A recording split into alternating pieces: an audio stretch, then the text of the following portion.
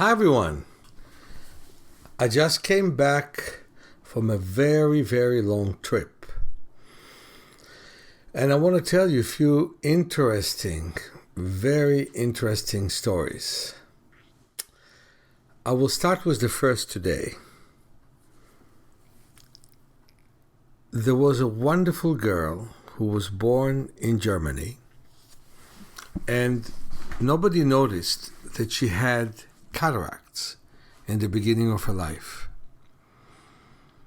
And it becomes more and more clear that if an infant is born with cataracts, and if the cataract is massive, it should be removed in the first 2 or 3 weeks of life in case there are complications.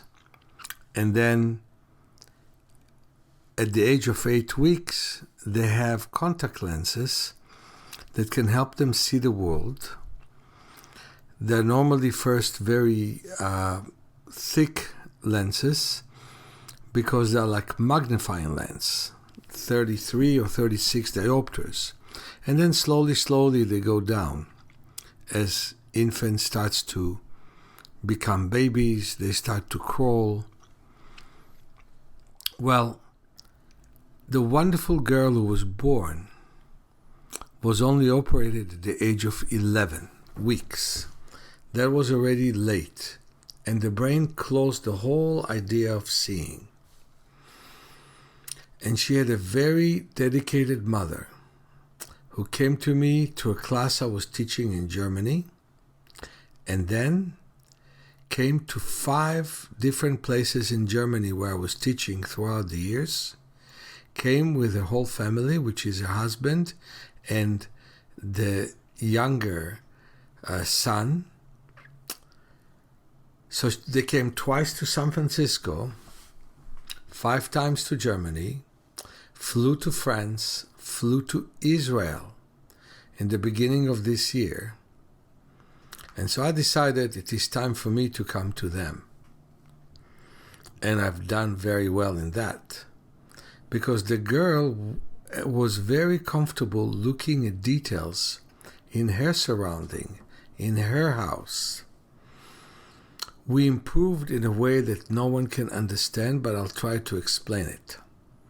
I don't know how many of you read the book of Oliver Sacks, who wrote about a blind person by the name of Virtual, who was operated when he was 40, and then he was able to see, and instead of being happy, he found that sight disturbs him.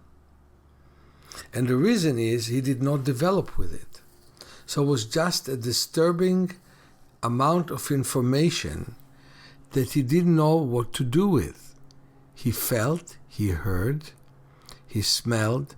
He used to live very comfortably as a person without sight.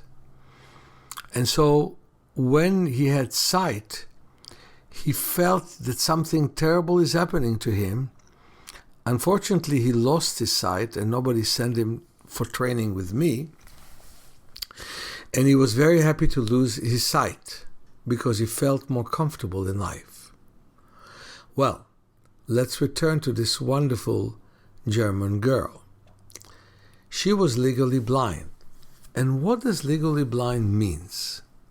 It means that the sense of touch was important to her, hearing was important to her, but seeing was just a trivia, was nothing of importance. It was there.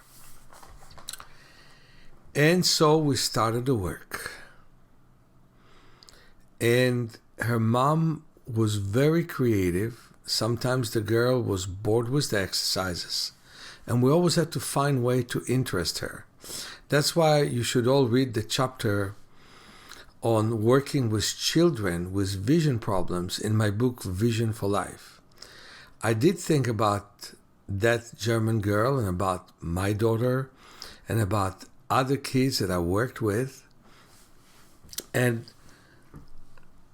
what I was always inspired by is the fact that my daughter and my son were born with cataracts, And with the training they do with me and other factors and elements, they were able to build up completely normal vision. My son, even though he doesn't have his lens, without glasses sees almost 20/40, 80% of what's considered to be normal. And with glasses he sees as good as 20/15. Unheard of. My two kids see better than anyone who was born with cataracts. So I was so inspired by my daughter's success, and it did take years to do it, that I stuck with the mother the whole way, with the greatest of patience. And I was always happy to work with the girl, even though she grew tired of me because I always, in some ways, disturbed her reality. But the brain flexibility, especially of a youngster, is amazing. And so, in the last visit, I was so surprised and so happy to see that her vision have increased so much that while we started with about 5% vision when she was 2.5, at the age of 8.5, she has 85% vision. But what was even better than that is that she is relying on her vision as the main sense that shows her where to go. She's very interested in what she's seeing, and she left the legally blind world and she has a normal world. Also, the medical profession gave up on one of her eyes. That's her right eye. And they decided that it will always have tremor, which is called nystagmus, and she will never ever recover from it. Well, we found a way to do it. One of the principles that you'll find in my work is body-eye coordination.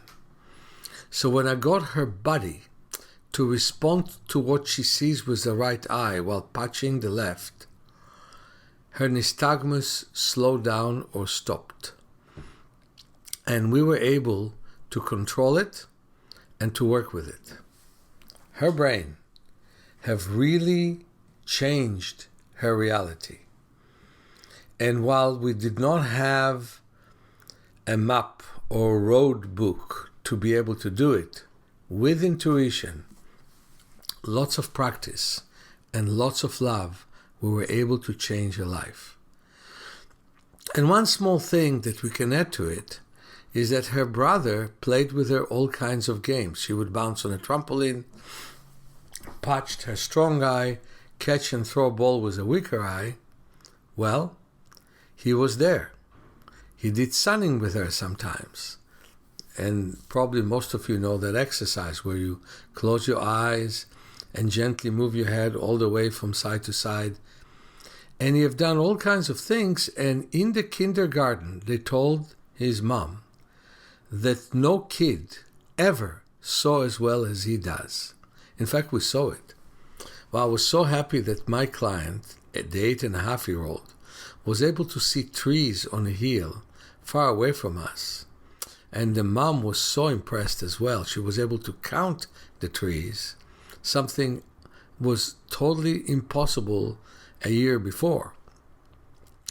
The brother saw cars on the other side of the hill and saw roads, something that the mother with good vision could not see. So, it was fantastic to work with them. I will definitely tell you more about my trip because so many more exciting things happened. Like the girl who was supposed to be dead at the age of 8 and is alive and kicking at the age of 34 with the most atrocious disease called ALS, or amyotrophic lateral sclerosis. In her case, it's called spinal muscular atrophy, where the motor nerves die. And her story is amazing, and she's amazing. But I will leave it for the next podcast. At this point, I just want to say hello to all of you. and to say that transformation is possible. It takes patience, it takes care, and it takes great belief. And the mother that loved her daughter so much, invested in her all her energy, traveled anywhere in the world to get my knowledge, benefited. I'm seeing so many people who see there's a little bit of work to do and they quit the practice. But what they also quit is a possibility of transformation. And that's what people who, with diligence, always can get. Many blessings to all of you, Meir.